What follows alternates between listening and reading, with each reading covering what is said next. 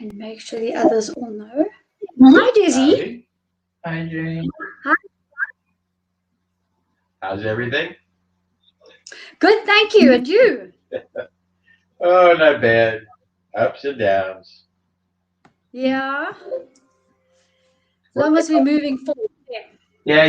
Oh, yeah. It's called life. Life's a roller coaster. Got ups and downs. Yeah. That's what you tell us. I think that's what everybody knows, or at least we'll find out. Are we ready to start or what? We are ready to start at 7, and most of the people are coming through, so that's excellent. Okay. Just want to pull your video, your video through, which I'm going to do now. So I see you sent me 2. Hey. Yeah, I'll bring the first one through now.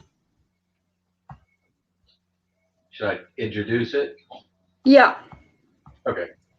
So what we're going to talk about today is the idea of life after death, starting with reincarnation and getting a grip, because more than 4 billion people, more than half the world's population, believe in a transmigration of souls, which we call reincarnation. Now, it's wrong to make fun of these people. This is the basis of their religious belief. And how could we make fun of these people? But yet, modern medicine, doctors, they think this is a joke, and it's not a joke. This is something that we need to take very, very seriously. If we ask the question, are there white crows?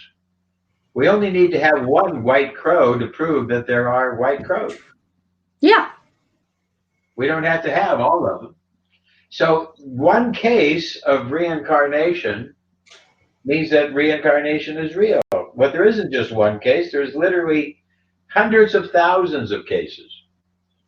But there's been a group of researchers in America have found some very good evidence, which I believe constitutes proof. I've made a series of videos about it, and so we're just going to play one of them. So let's start with the first one. But just before you do, I just want to introduce that as we are developing a new medicine, this is a crucial question. Is there a life after death? How do we handle this? Is there a possibility that once you die, you might be coming back? And I say possibility because I don't think everybody does. I think only certain people do.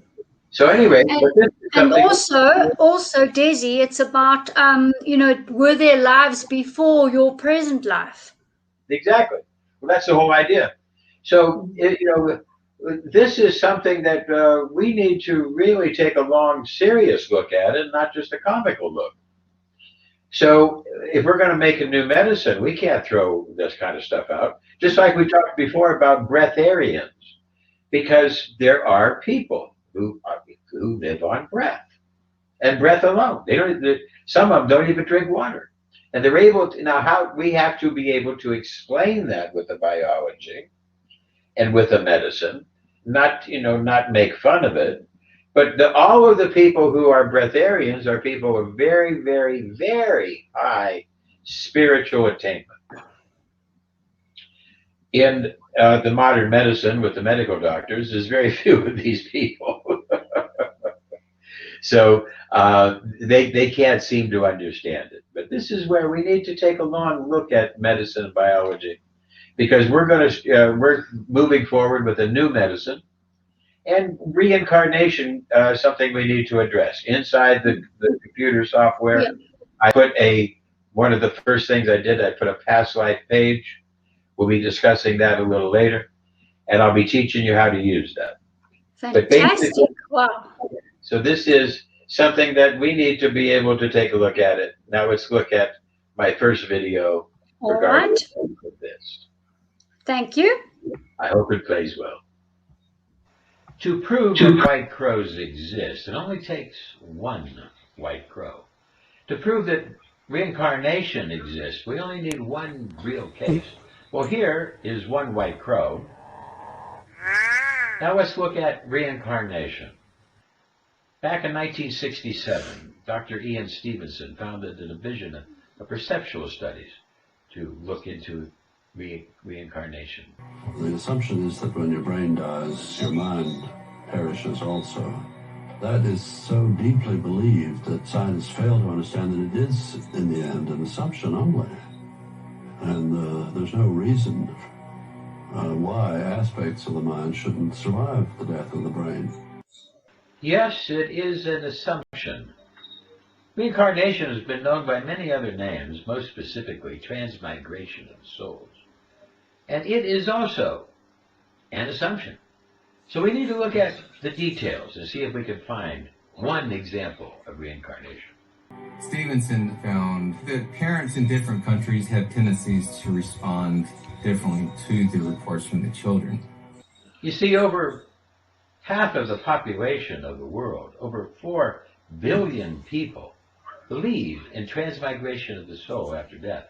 They believe in a continued existence. And almost universally, we believe in some type of life after death. It's human belief. We do hear quite often from the parents of Western children that they wish they'd known about this research when their little boy was 3 years old, because he was saying, I used to be a pilot and I was shot down, and we told him to stop telling fibs. In our Western culture, we call them fibs, lies. But actually, is it just a different perspective? We're going to be showing you excerpts from a Netflix movie, Surviving Death, and its understanding and approaches to reincarnation. Some people said that reincarnation isn't true. But the very first time Atlas spoke about a past life, I knew it was actually something real. Many children remember their past lives. They remember these things, and they confuse some of them with their reality. This happens all over the world, and especially in Asian cultures, or cultures where they really believe in past lives a lot more. When Atlas but when Atlas was 1.5, don't talk into it. He started having night terrors, screaming in the night. As many children do. His eyes would be open, he would be screaming as if he was in pain. You see, this is what happens, and there's a memory that happens, a jolt of the past. The night terrors are often a display of a turmoil unsolved from the past. I confided in his pediatrician, what do we do? No one really had an answer for why he was doing that. Reincarnation, actually transmigration of the soul, a metatempopsychosis, when a person or animal believes he's been reborn. And then one day when he was 5 years old, we were just coming home and he was staring out the window. It was silent in the car. Staring out the window, driving along, as the images cast into the mind. And what ideas flow? He just said out of nowhere, I miss when my mom took me to the playground. And I said, oh, you mean me when I took you to the playground? And he said, no, my other mom with the really pretty hair. In quantum physics, we talk about a quantum consciousness, a pattern of electrical impulses that goes beyond just electricity and into a time and space quantum event. And this transmigration of the souls, over 4 billion people in the world believe it. And it's wrong for us to insult their belief. We should be tolerant. You have another family, what were their names? And he said, well, my mom, her name's Washington, but my name was Jalen Robinson.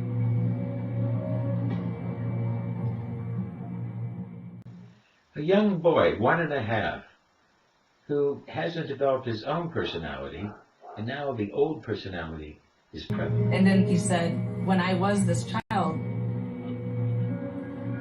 someone killed me.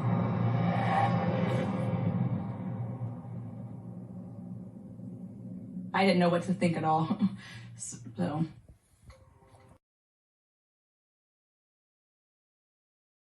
Under quantum theory and Buddhist psychology, these things not just are possible, but probable. I was really trying to think about, where did he come up with this name? Is this someone's name from school? What is he talking about? And so I Googled them. Like I looked him up just to see, is this real? The computer offers us so much answers and data right at our fingerprints. But there's no way that a 1.5-year-old could have used a computer to find this. And then when I found the story in the obituary, I was really shocked to find the exact names. It really surprised me. Jalen died in 2005, and Atlas was born in 2014. Somehow, without prediction, a transmigration of the souls seems to have happened. Let's look more into the details. I mean, one of the first few things was Jim Tucker, the University of Virginia. And I ended up writing to him everything that Alice had said. There are people that actually believe this, the scientists who have taken on the prospect of trying to understand this in more scientific fashion, trying to challenge it, prove it, validate, verify, see if these stories really are true and not fraud. I've been studying reincarnation for 20 years. Children will typically start talking about the past life at age 2 or 3. We focus on children because they are the ones who are most likely to have these memories. And these scientists have gone through thousands of cases, and 50% of these cases have been found to be true. Many books have been written along the ideas of validating, verifying the evidence of reincarnation, transmigration of the souls. And we can be pretty confident that a 2 or 3-year-old has not been exposed to some obscure figure from history. So here we've got pictures of 2 playgrounds, and this is the one near where the boy lived, and then this is a control one. Are people writing these books for profit? Are they writing it for expansive intellect? Are they writing it as an expression of truth to get others' attention? Founded in 1967 by Ian Stevenson, he had an interest in parapsychology, and in particular got intrigued by reports of young children saying that they had a memory of a past life. Dr. Ian Stevenson really pursued an in-depth scientific evidence-searching ability to try to really understand much more about reincarnation. We do hear quite often from the parents of Western children that they wish they'd known about this research when their little boy was 3 years old, because he was saying, I used to be a pilot and I was shot down, and we told him to stop telling fibs. For more than half of the world, this idea of a transmigration of the souls is something that isn't just a peculiarity, it's something that's an everyday thing that they live with and believe. It's the center and core of much of their belief. Some cases are definitely suppressed in the West, but they are much more readily found in South Asia.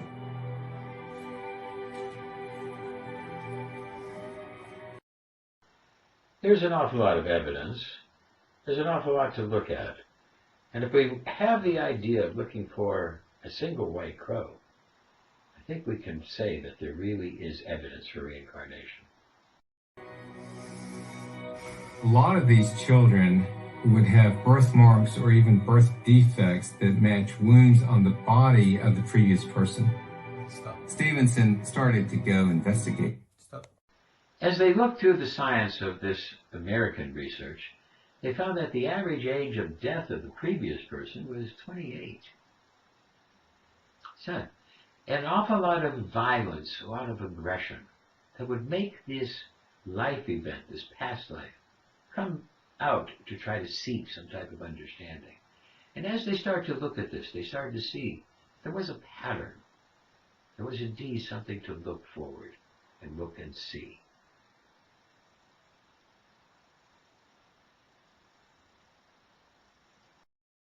I had no idea anybody was involved with the Alex Stoney is recognized by this clan as being Albert Tate, who was head chief at the time of his death. To the Eskimo tribes, transmigration of the souls is something that's an everyday thing, something that they expect and treasure. Before he was born, Alex's grandmother had a dream seeing Albert Tate coming to her and saying, "I'm coming back, I'm coming back." Then when the baby was born, they look at the baby and see striking similarities. In search of the Dalai Lama, whenever there's Dalai Lama dies, they search for that identity. And this search, this idea of a transmigration, of coming back, is something that many cultures embrace. They're not afraid of it. But it is still rare. As a newborn baby, I would pull my hands out in front of me and just marvel at my hands and my fingers specifically. Albert Tate lost his fingers in working accidents. I imagine having them back would be a pretty big deal. Energy, emotion, it happens so many times in the young children. As they feel these things, feel this energy, feel the newness, and compare it to the oldness. And it's something that we need to tolerate as we look at the cultures that embrace this. My grandma, my mom saw that as Albert Tate coming back. When I was a toddler, I would meet people in the feast hall, and Albert Tate knew everybody's names and where they sat in the feast hall. And so I would lead those people to their names, to their seats. That's pretty remarkable for a toddler to do. It is very wrong for us to make fun or think it's humorous in any way.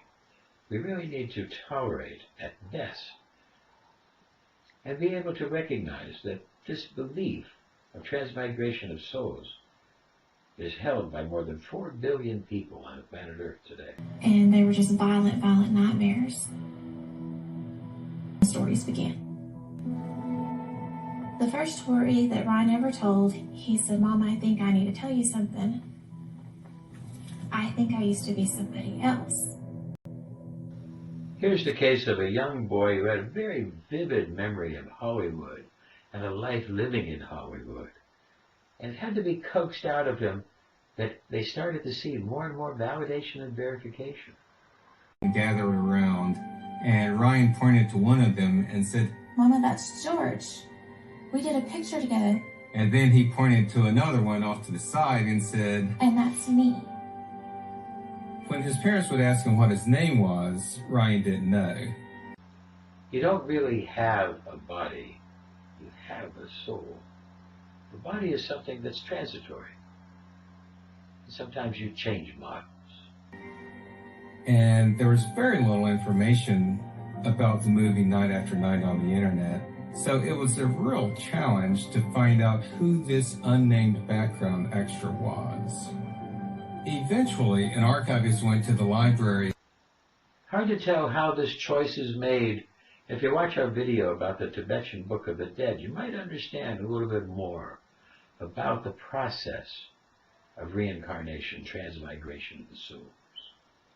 Of the Academy of Motion Picture Arts and Sciences, and found a picture that identified the actor as Marty Martin.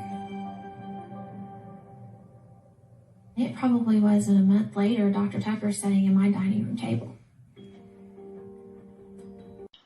Scientific rigor and trying to anticipate and find out if there really is fraud happening.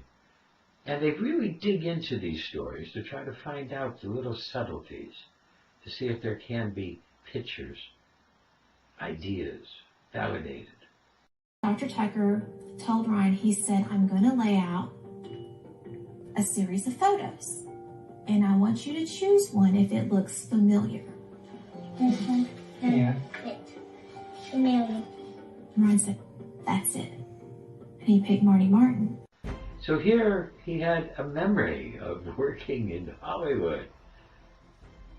Very interesting, and yet it was very hard to find this person. No way that this small child could have been able to find this on his own. And then Dr. Tucker laid out 4 women, and Ryan immediately went without even hesitating. And I seen Dr. Tucker just breaking this huge smile. And I said, Dr. Tucker, who is she? And he said that was his last wife.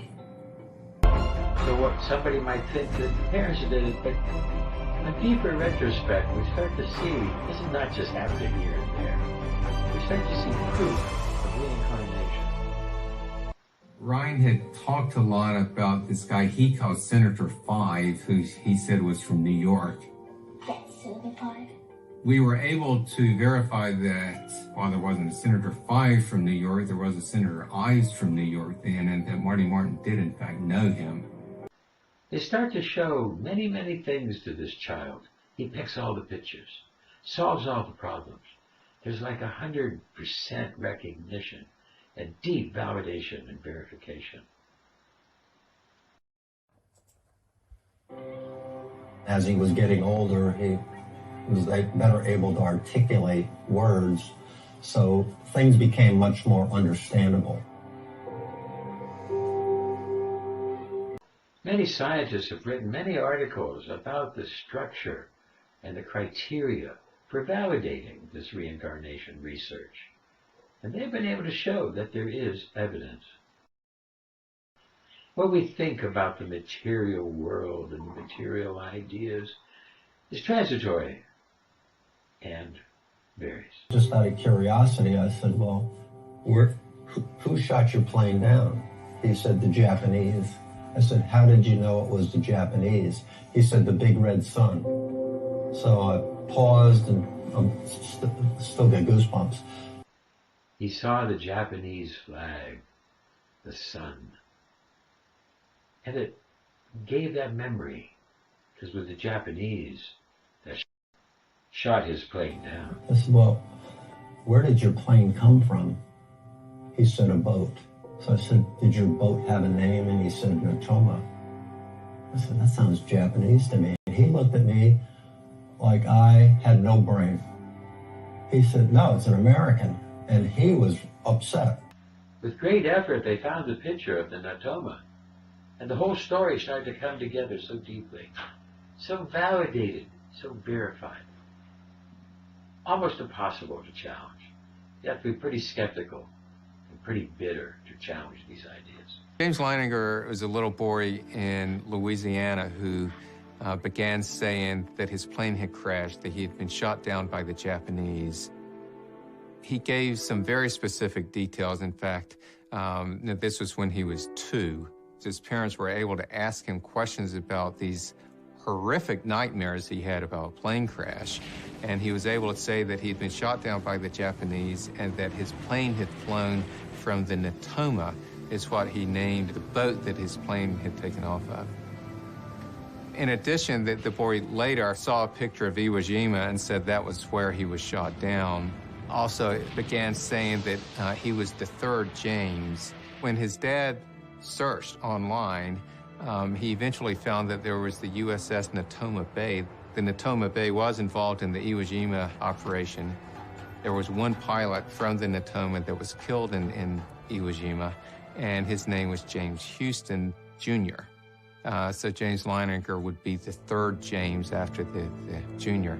Another detail that James gave was that he had a friend named Jack Larson, and it turned out that there was another pilot on the Natoma named Jack Larson. The child was talking about a past life from more than 50 years before, which is unusual in our cases. So there was seemingly no way that he could have known the details that he came up with. Goodbye, James and Houston. His father was an evangelical Christian who was totally resistant to reincarnation. But his son gave out so much information about World War II. They said, you know, he could not have learned this watching Sesame Street. I salute you. Eventually, he went to a Natoma Bay reunion, and that's where he learned that there was one and only one pilot from the ship who was killed during the Iwo Jima operation. We talk about a white crow, proving that white crows exist. I think that these cases, and especially this case, really does prove that reincarnation exists. I called Andrea and I said, well, there was only one man killed during the Battle of Iwo Jima from this ship and from this particular squadron.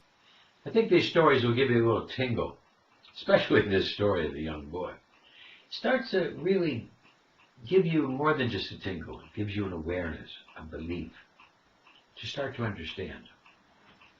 There was only one man killed during the Battle of Iwo Jima from this ship and from this particular squadron, and his name was James M. Houston Jr. As the boy started to grow older, he started to fade some of the memory as the fighter pilot past life just fades into his current life, and they mold and blend. And his name was James M. Houston Jr. I said, that would make James the third James.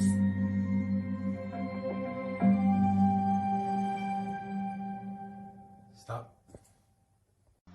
You might want to watch a show on Netflix, Surviving Death. It'll give you a real tingle. They talk about mediums and mystics and all different other things about death. But you start to get an idea that there is a quality of the mind that can survive death. We start to see that there really is a white crow. That proves that white crows exist. We don't need to find that they're all white crows. And that reincarnation does exist. I welcome you to look deeper. Well, I see Jane got kicked out of the group. Something happened. Okay. We'll see if she gets back. I don't know whether any of you are hearing me or not. You could tell me on the... Oh, Jane's back. Hi, Jane. Hi. Sorry, Daisy. I have no idea what happened there. I was just kicked out of the room for no rhyme or reason. It's something to do with the one Wi-Fi, so I switched on to another one. So I can get our video again, and I can just fast forward. I watched the whole video on this. Oh, did the whole thing play? Yeah, the whole video played. As far Okay, as cool. Can somebody else tell me? But I watched the whole thing on your webinar here. No, then everybody would have. Let's just see. Everyone's saying, yeah, everyone's saying great video. They're saying they loved it. They loved it. Yeah, I have. I've made 4 more on the topic to show other cases. And basically, what I can tell you is, number one, reincarnation is absolutely real. There is a white crow, okay?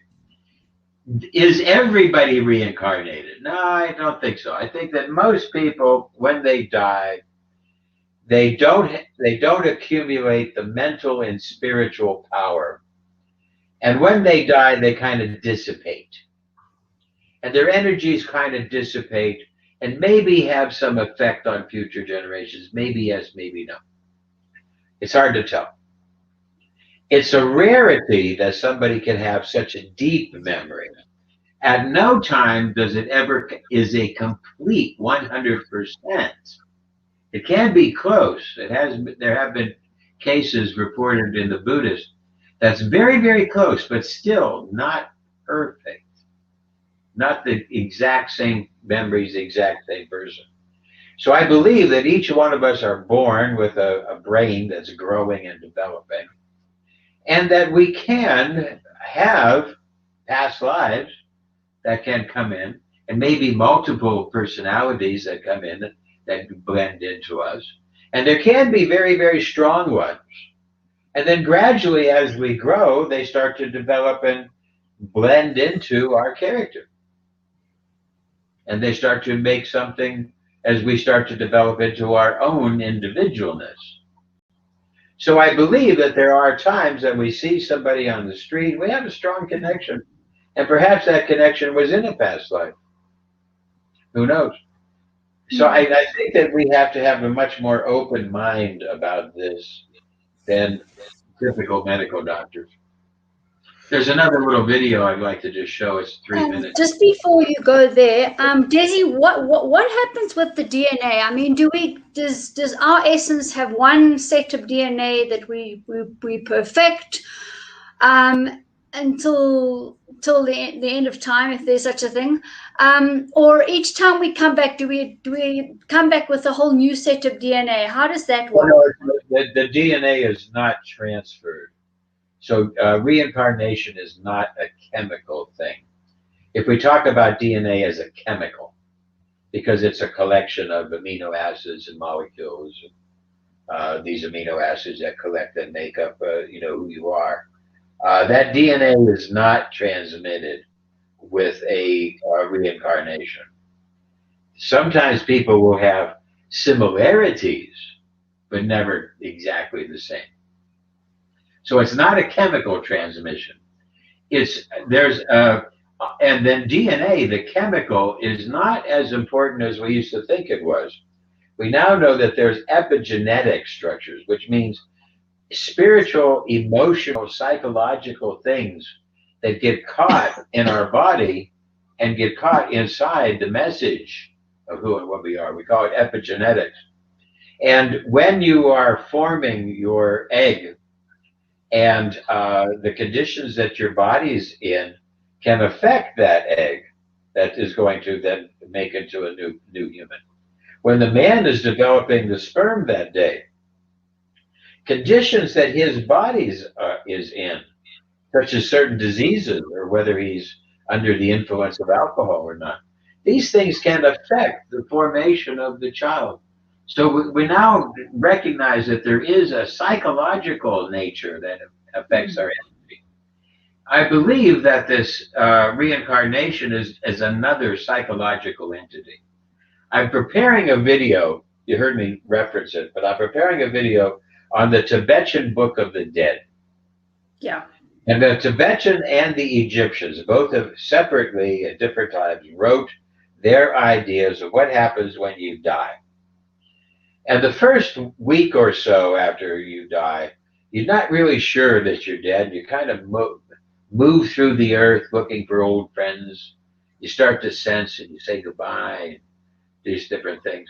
And then gradually you go into a condition called the bardo, where you start to face your own personal demons. And you do battles with your own demons. And these demons, these bardos, try to suck you away.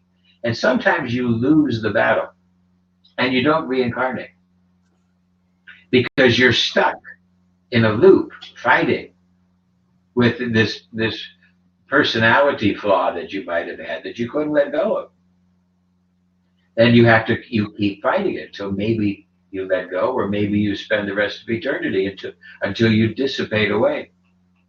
So then after a period of time, if you've fought all your bardos and you've mellowed your spirit, then you go into a point, the Buddhists say, where you're able to face God. The God consciousness that you face is mostly your own making. It's you. And you are your own worst critic. And this God consciousness that is actually in you will then say, okay, and go through your whole life and say, this was good, and this was bad, and this was good. And your own judgment, and this is not something external, and you will be your own worst critic.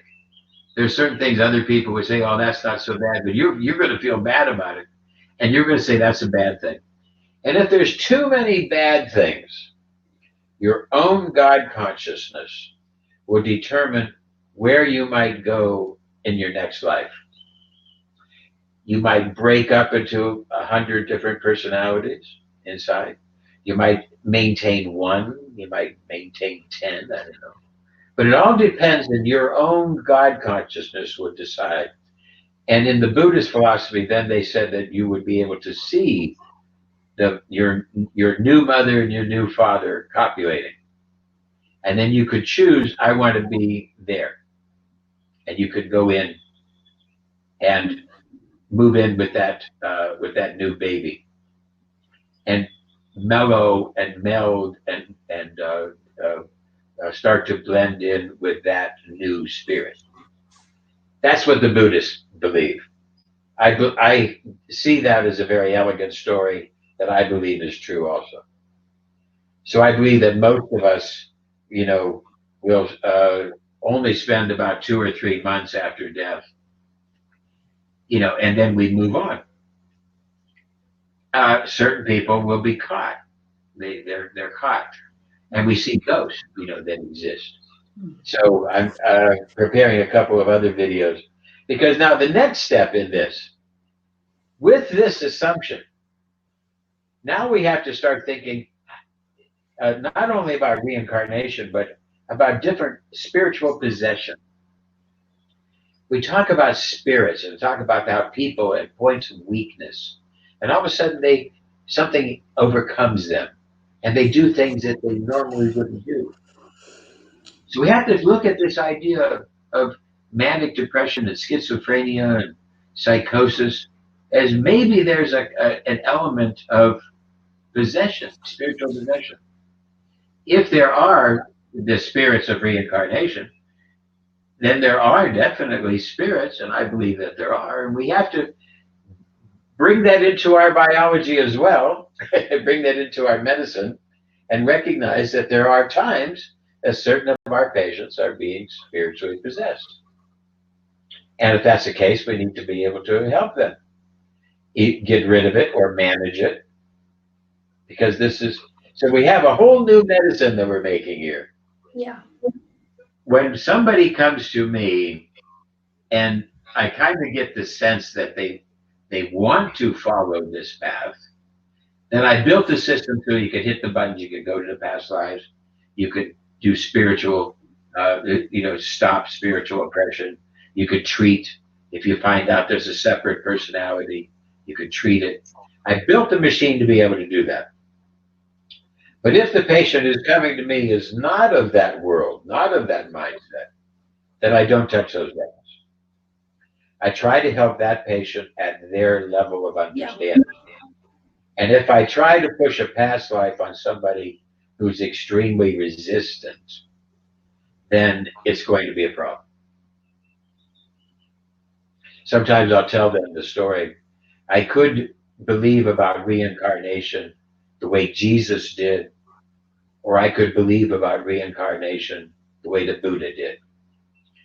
Jesus, being a member of the Essene, a branch of his religion, they believed in reincarnation. You would have to come back and be reincarnated if you did suicide. Suicide's a big no-no. And if you did suicide, you would have to come back and get another chance. If you also made no attempt to have children, if you did not try to procreate, if you were against children, that's something else that would be a sin. You would have to come back, because having children is helping the human race. That's what Jesus's belief. The Buddha was asked by one of his students one day, and the student said, "Master, how should I believe about reincarnation? What should I do?" And the Buddha said, "Well, let's assume that reincarnation is true, and that after you die, you will go to another life. How will you be today?" And the student said, "Well, I would want to be good today. I would want to do good things, because I would want to have a good next life." Then the Buddha said, "Well, what happens if there is no such thing as reincarnation? And when you die, you die. It's over. How will you be today?" And the student said, "Well, I still would want to be good today. I would want to maximize my life and be good. I would want to reap the benefits before I die. I would like to recognize that there's a karma, and if I do good things for others, they'll do good things for me." So the Buddha said, "Well, if you're going to be good, then it doesn't matter whether there's reincarnation or not. The important thing is, how are you going to be today?" So I think with that in mind, let's show my next little video. Let's do that. Wow, thank you. This is Professor of Medicine. Desiree Dubounet, man who left America to find freedom. No longer a Today we're going man. to talk about one of the most serious. Today we're going to talk about one of the most serious subjects of the world. Reincarnation. Does reincarnation exist? Is there a life? Hey guys, I got a confession. I know it sounds crazy, but hey, you should totally buy my book about it for $19.99. Half of the planet's population shares the same belief that some part of us survives death, and that reincarnation is a real possibility. More than half of the people in the world. It's very wrong for us to be insulted. It's very wrong for us to be insulted. Cavaliers are smiling little girl. So cavaliers are smiling little girl here, chuckling at But actually, quantum theory and a lot of other new science opens Some the doors. pretty weird stories around on Facebook, spreading like wildfire. There's stories about little kids who believe that they've been reincarnated. In one story I read, a kid told his village elders that he'd been murdered with an axe in a previous life, and then he proceeded to show them the buried skeleton with an axe. The kicker, the little boy had a long red birthmark. Reincarnation is the belief that some people, not all, but some people, when they die, can transmigrate to another person, to another animal, to another The consciousness. assumption is that when your brain dies, your mind perishes also. That is so deeply believed that science failed to understand that it is, in the end, an assumption only. And there's no reason why aspects of the mind shouldn't survive. Reincarnation is known by many other names. This is an It's assumption. still The idea This is that an we would die assumption. at death. The idea that we would die at death is We an really need to assumption. take a much deeper look. We really need to take a much deeper look at this. But Well over 50% Understand belief, but Well over 50% of the Earth's inhabitants believe in some form of reincarnation. So it's very widespread. we shouldn't make fun of other people's beliefs. we shouldn't make fun of other people's beliefs. We need to tolerate But it. as our We need to take scientists a look lead at this it. goofy But as our world, scientists lead you this see, there's goofy a little cognitive distortion. You of see, all there's a or cognitive nothing. distortion of all That or everything nothing. is black and white. That everything All or is nothing. black and white. That's All or really a nothing. problem when we get down That's to really a reincarnation. problem when we get down to We need reincarnation. to broaden our mind. And We need to broaden our You see, mind most and recognize. crows You are see, black. most crows Most are magpies black. are black. Most It only magpies takes are one black. white crow to It only takes one white crow to prove that white crows exist. I've been lying here thinking. With what, champ? Brains, oh It boy, only brains. takes one white It crow. only takes one white crow to prove that Here we white have one crows from exist. India. And here we have one from Now we India. know white crows White crow. Now we know white crows We exist. can do anything we think of. What do And you here's mean, a white champ? crow in the Philippines. And here's a white crow in the Philippines. So white Not all of crows. them are white. Not all of them are black. Not all of them are white. Not all of them are black. To the rule. There is We need to broaden our exceptions to the mind. rule. We need to We broaden need to our think minds. openly, not just We need black to and think white. We need to openly, not recognize just black and white. that when We it need to comes to recognize certain ideas, that when it comes such to as certain life ideas, after death, such as reincarnation, life after death, we need to open our reincarnation, minds to the we need to possibilities. open our minds to the possibilities, to recognize Prove that that to white crows prove exist. We only need that to white show. crows exist, we only need to show one white crow.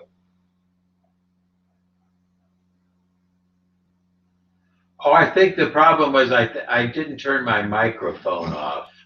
I was wondering what I did. Okay.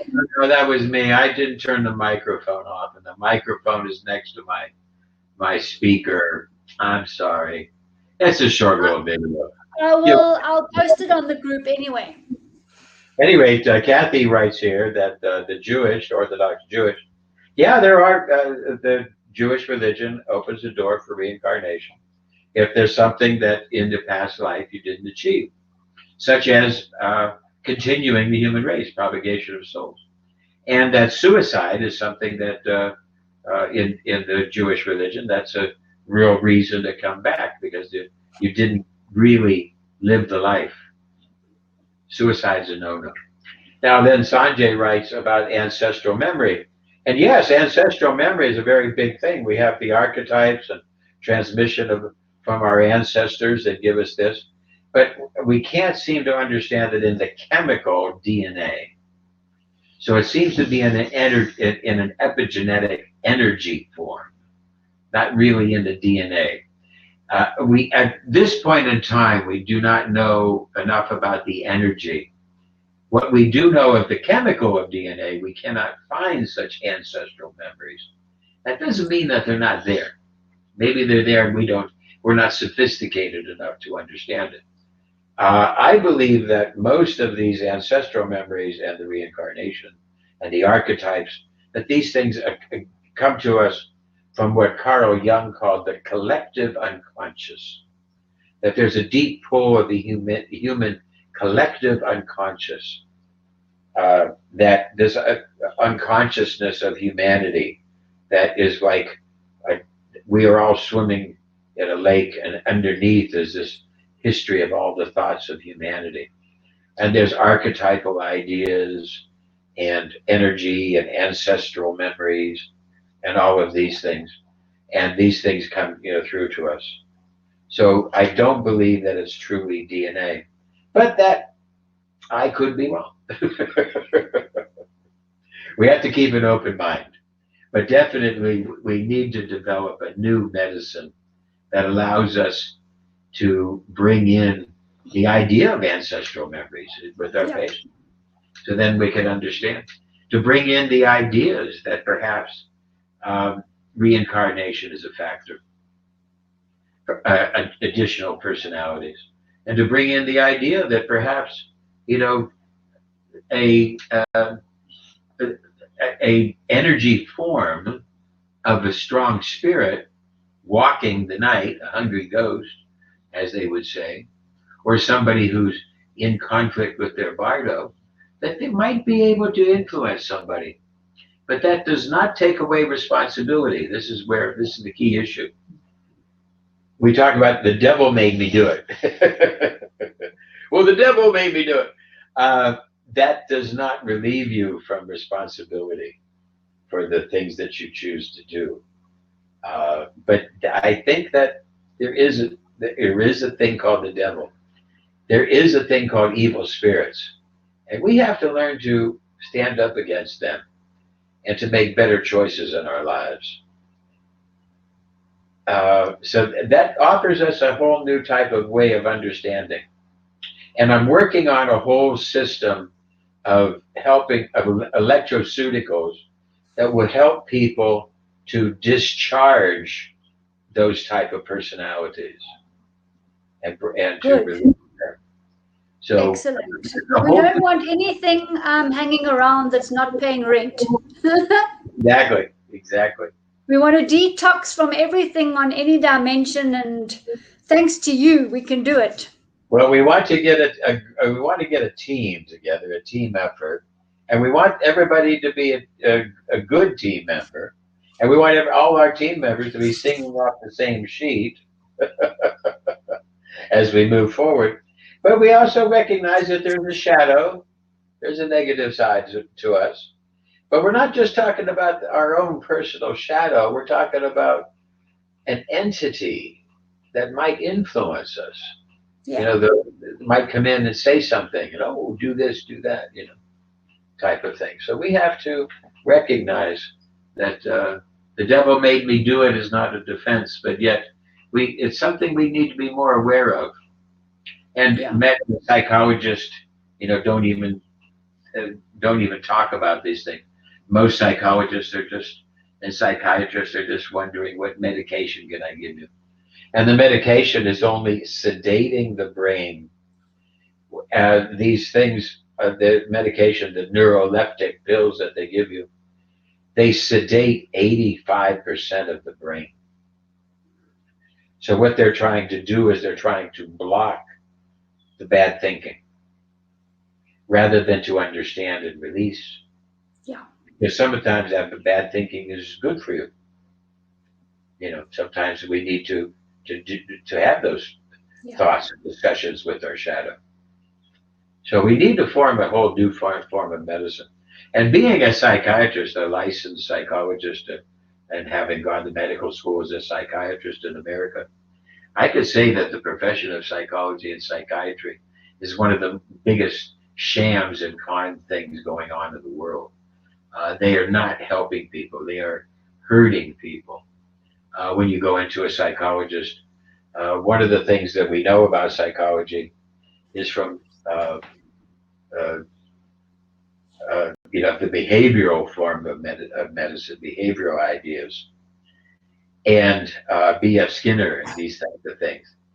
And behaviors we reward, we will get more of. And when you walk in the door to the psychologist and say, he says, "What's wrong with you?" "Well, I'm depressed." And "Oh, are you depressed?"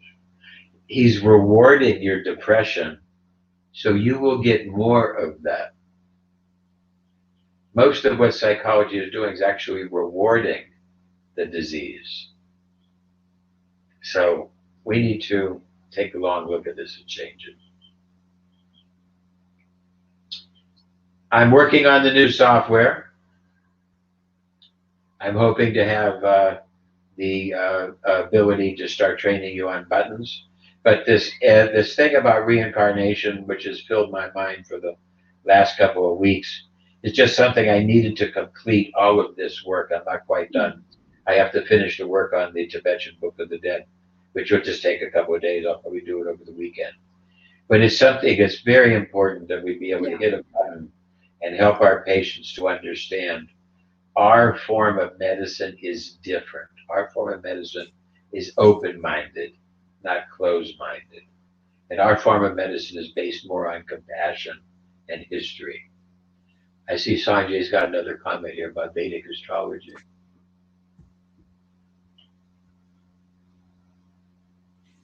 Yeah, it's very true. So as we go through recognizing the ideas of our karma and the past lives and all these things, this is very insightful. And for many people, it's extremely helpful in them to be able to process this and get rid of these things. It's extremely helpful. But for some others, it can be harmful, especially if you come from a culture that has never allowed you to believe this, or if you talk about your past lives and your parents look at you like you're crazy. They want to have you put into a rubber room. And oftentimes I do see people who abuse it. And they meet somebody at a party and say, "Oh, you and I were married in a past life." And I hate that. I walk away from those people like right now. That's an intrusion into my own personal space to try to look at lives without my belief. I believe that is wrong. Also, and I think that all you really have to do is go and spend a couple of hours in a psychiatric ward or a psychiatric hospital, and you will see what's going on. It's criminal in many instances. Oh, criminal! Tragic. I got to tell this story. There was a man. I was working in Woodside, a psychiatric hospital in Youngstown, and a really tragic place. And I was there just about maybe 2 months. And oh my God, the horrors that I saw. Well, this one friend of mine that I had known, not a really good friend, but a friend. At any rate, he was having a real hard time in his life, and he tried to commit suicide. He took a nice hot bath, cut his wrist, laid into the water, passed out. Just then his father came to visit, found him, called the ambulance. They bandaged him up. They took him to Woodside, to the hospital. They bandaged him up, gave him some fluid, put him into a straitjacket, where now he wakes up. And he wakes up and he believes that he has died and he has gone to hell. The doctors who are around him no longer treat him like he's a human being. And you go to these psychiatric places and they do not treat the patients like they're human. They treat the patients as if they're just animals or things, less than animals. That, they're terrible. And they don't interact with them. And when you ask questions, they don't interact back. So And then they started sticking needles in him to see if he reacted. And he thought he was in hell. And I'm here to tell you, he was. And then I realized something worse. I worked in hell. I had a job in hell. And then I said, and I looked, as believe me, some of the most unstable psychological people I've ever met in my life were the people who ran this place. Absolutely. Oh my God. I don't think I made 3 months, and I had to quit. Mm. It was just an internship anyway. So, but oh my God, the criminal things that they do and the way they treat people, the whole philosophy of psychology.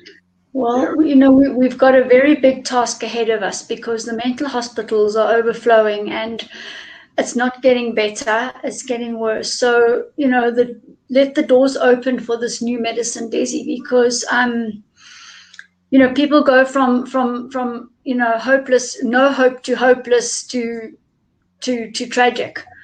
Oh yeah, once you walk in that door and you start that medication. Yeah.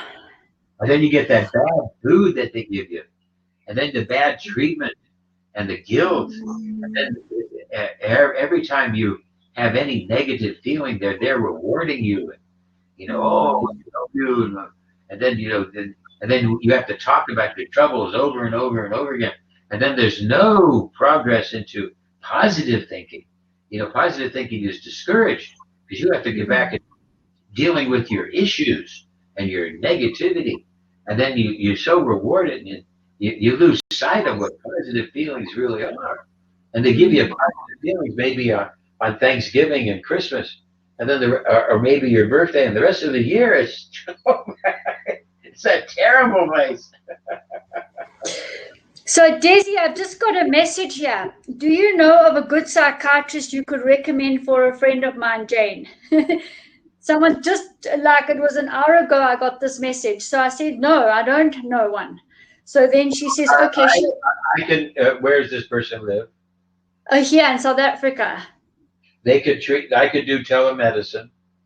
Yeah. So I normally charge 150 euros, but I will let people pay what they can and they can pay me the rest in karma. I don't do it for free. You're going to have to pay something. But if they would network to me and Rita could put them on the machine. I can do the psychiatric work. I am one of the best, and I have learned the mistakes, and I can work very good in telemed. So if somebody, well, I will definitely let her know, because her answer when I said no, I don't know, she said, well, she'll try the psychiatric hospital, and that's when I stepped in and I said, we have a new way of looking at this. Oh my God. The tragedy, once you walk in the door and they give you those chemicals and they start treating you and giving you the food, and just the whole process starts. It's terrible. What's wrong with you? It doesn't go anywhere else. They stay on what's wrong with you, what's wrong with you, what's wrong with you. It's 99% negativity. You know, and it's mired in chasing thoughts and rationalizations and looking for negativity. Where when I deal with a patient, I say, let's take your negativity and let's imagine that there's a big toilet, and we're going to take your mental shit out, and then we're going to flush it. We're not going to play with it. When you go to the psychiatric hospitals, your mental shit will come out, and then you will play with it for the rest of your life. You'll play with your own shit. You'll look at it from different angles, and you'll play with your own shit. And until you get all of your thoughts become shit, because you're playing with your own shit. I will help you to flush that, and then we will then go to the next step. And then what we will do is how to get nourishment and how to grow in the positive. And we're going to spend 85% of our time working on positive growth. Because in behavioral theory, behaviors we ignore, we get less of. Behaviors we reward, we get more of. So we're going to reward the good behaviors. We're going to try to grant, just like we're going to deal with those processing, but we're not going to get caught at playing with our own shit. So I had extremely good success, such good success in the city of Youngstown, where there was 3 psychiatrists, and then I came on as a new intern. The other 3 psychiatrists, one was from Bangladesh, one was from Pakistan, one was from India. English was not their second language. They all spoke their own language, and they spoke Urdu, and then English was their third language. And none of them spoke good English. All that they did was prescribe medication. You would go to them, and then they would sit there in a half-hour session and try to decide what pill to give you, and then you would come back month to month as they would monitor how much of that pill you should take, or when they should change to another pill. It was complete 100% pill management. I came along and I started to detoxify people's bowel with activated charcoal and clay, and I started getting them off sugar. And I said, no, we don't do those chemicals. They got in such an uproar. They challenged me. I was near the license in Ohio. They stopped that. My license in Ohio became as a psychologist, not a psychiatrist, even though I graduated medical school. And they tried to destroy me. They tried to destroy me. And then I started to get into natural medicine, because I just saw that the whole field of psychiatry is just absolutely tragic. It's terrible. It's terrible. And they just live in the 4 quadrants, and you labeled and you're done from then onwards. Yeah, it's all about Very bad. it's all about once you're given a diagnosis, you're locked into that diagnosis, because that's the only way insurance companies can pay. Insurance companies can't pay unless you're diagnosed. Yeah. So the fact that you're water deficient means nothing. The fact that you need air and exercise and good food, that means nothing. That's never a part of your diagnosis, you see. Your diagnosis is all around what disease, and then the doctor looks in for that disease, he gives you this pill. So that's it. And if that pill don't work, he gives you this other pill. And if that pill makes a side effect, he gives you this other pill. And none of this has anything to do with positive thinking or any of this, what we believe. No, exactly. Listen to what I answered to her. And I'm going to bring you in on this for sure. I said to her, she should come to me because we can help her. I said, the quantum skio eductor QUAX does physical and emotional work. And I said, we need to detox her and remove the causes, and then we'll reset her. Exactly. So she said, good, I'll find out for you. But now what I'm going to do is I'm going to send her this video. Okay. This recording. The video, and if they have any questions for me, we'll be happy to. Exactly. We can do that. But I think also, Daisy, to the people who are listening, I mean, this is the extent of what we do with this device. And it's across the disease spectrum. So it's like, can you help? Can you do this? Yes, we can. We're dealing with the subconscious here. And as Daisy said, it's not about making a diagnosis. It's about getting to the root causes of disease and detoxification. Exactly. And then you sit back and you watch the miracles every single time. It's not once, it's every time. I talked with a patient that I gave them the breathing technique, and she said that just changed her world. All of a sudden, she says, when she started to actually activate, crap came out of her lungs the first couple of days, and then all of a sudden, everything else in her whole body started to work better. Yeah. It was just because she didn't know how to really breathe. Now, once you teach people how to breathe, you teach people how to drink water. Then you teach them about good food. And then you got to find out, Jesus, you got very little bits of stuff to deal with. And it's easy to deal with the stuff then. So that's what I found with my patients. I had lots of patients in Youngstown, and I was able to get them all off of their medication. Well, they hated me in the hospital. I remember, well, I went to hospital meetings where they would get up and applaud because one of the patients went back on meds. And I got up one day and I said, "Why are you all applauding? Do you think that this," the person was taking Halidol, okay? And they got back on Halidol. Yeah, exactly. And they, and then, you know, she got back on it. And I said, "Do you really think that the cause of her disease is haloperidol deficiency?" No. She's not deficient in this. This is just covering up. Wow. Oh my God. You know, so you see that this whole thing is, it's all about a drug culture, because ultimately the thing that they care about most is managing trouble. And by giving these drugs, they get people so drugged out, you know. And I'm embarrassed that I became a psychiatrist and psychologist, but yet it was really something that pushed me into this direction. Yeah, definitely. So my other choice was cardiology, and I was working. My other major was in cardiology. Had I stuck to just cardiology, I might have just stayed there. See, I might not have put it together. But here, it was so bad what they were doing, so excessively bad, that it just made me really wake up. And then when my son Daniel was affected and became autistic because of a drug, and I looked in, I found out all of these synthetic drugs all were creating more disease than they cured.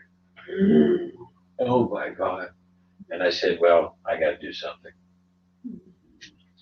And that started my whole life into this direction. And now we're going to be teaching you folks a new medicine, and I'm going to be directing you into more of the playlist and everything. So I hope that I hope everything works out. Okay.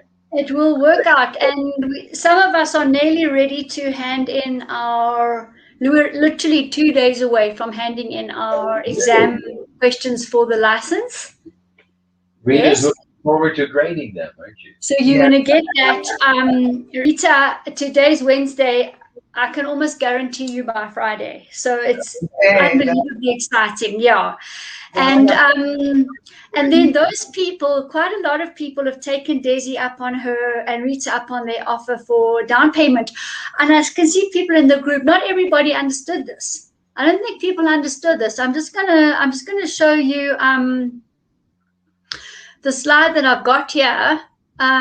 Just to remind you all, without going into a lot of it, because you can always speak to any one of us, and we can answer your questions. Where's it gone now? Hold on a second. That's funny. I do have it here. I just want to quickly put this through. Oh, there we go. We did show it last week as well, but there's two aspects to this, and this is where I'm getting very excited, because it's the diploma and the license, which qualify you as a quantum therapist, and then a licensed quantum therapist, that is to operate as a quantum therapist and to operate the QUEX. So that's that one. You should take a screenshot of that if you have your phone handy.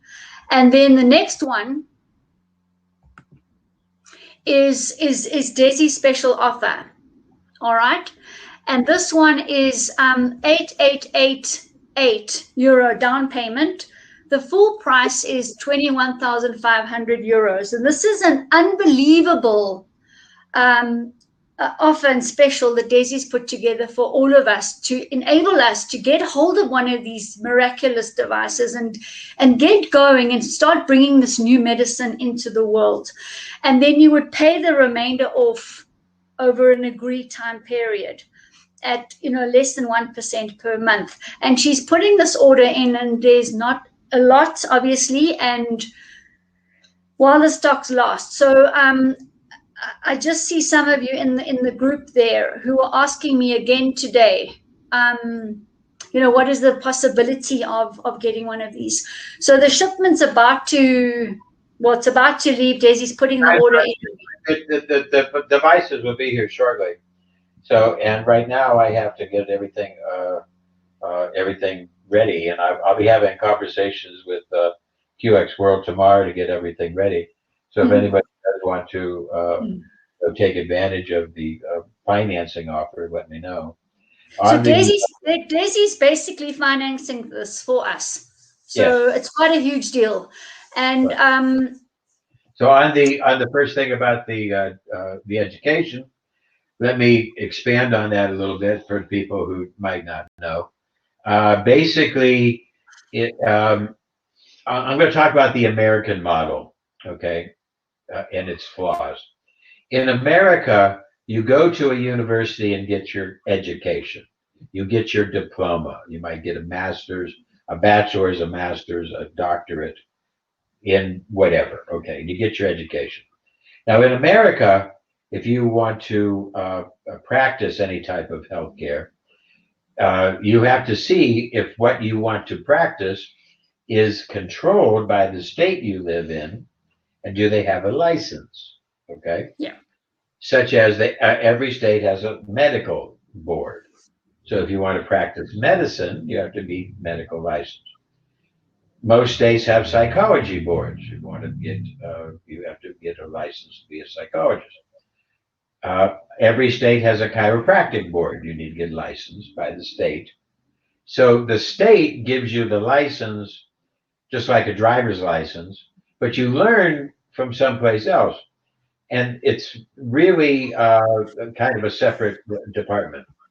Well, the state doesn't know much about medicine, and the state doesn't know much about a lot of things. So that's the American model. In the case of biofeedback in America, biofeedback is at this time still not regulated. So if you are going to practice in America, you can. But if you are challenged, you will need to prove some type of education. And if you get a license, an international license from IMUNE, you would be able to be grandfathered in to your state in the future if your state decides that they need to regulate biofeedback, which they will. Eventually, what we're doing is going to get so big, it's going to draw attention. They will want to regulate it. And then you'll be able to say, I already have a license. And then they will have to consider you for grandfathering, let you in. Now, in England, the model, which I do not know about South Africa. Now, in England, the model is that you get taught at the university. And then once you get your degree, your diploma, whatever, then you go to the same university or a group of universities, and you get onto a register. The register is not run by the government. So the government does not decide who is or is not a doctor, a medical doctor practicing. That's done with the help of the educational institution, because it's a separate board, but the educational institution who taught you is the best one to decide whether you are qualified to see patients. So that's why we put IMUNE into the BVI, British Virgin Islands, underneath British law, so that the diplomas we give out are one part, but then the other part is the license department, and people should get their international license. The cost of the international license is $150 a year, $100 a year if you buy multiple years, or $800 and you get your lifetime measurement. So that's so now back to the machines. If people want to finance this, we will carry the paper. There's criteria for that, and I'm going to have to sign off because we have to go. Yeah, absolutely. People can write me questions and I can get back to. And we are also happy to do subspace sessions, consultations. If anybody wants to learn, we still do the group session thing also online, and also we are getting ready for personal courses and do educational group teams.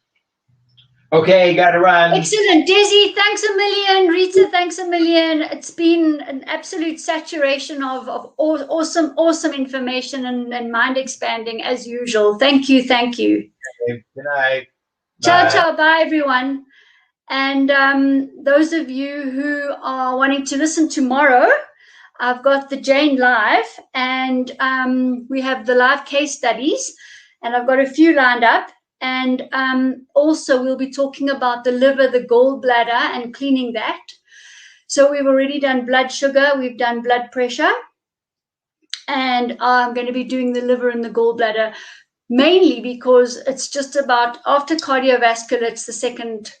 Gut, cardiovascular, gut, and liver, gallbladder are the top three, just about every single time. So I look forward to seeing you tomorrow, same time. You're all welcome, and it's the same link each time as well. All right. So I'm very excited, and yeah, also to tell you that the first proposal outside of South Africa for a 365 Healthy by Choice franchise has gone out. So some of you I see also are in the group from Africa and the rest of the world as well. So now we have the franchise model is out for the quantum wellness centers. So there'll be more about that tomorrow night too. So thank you all for coming in. Absolute honor to have you all here. And you know, this group is as good as all of us, and Desi's as good as we are. So it's an integrated quantum dynamic situation. And as she said, we're going to be doing the training on this group. So it's very, very exciting. Stay tuned. All right. Any other questions? All right. Until next time. Bye.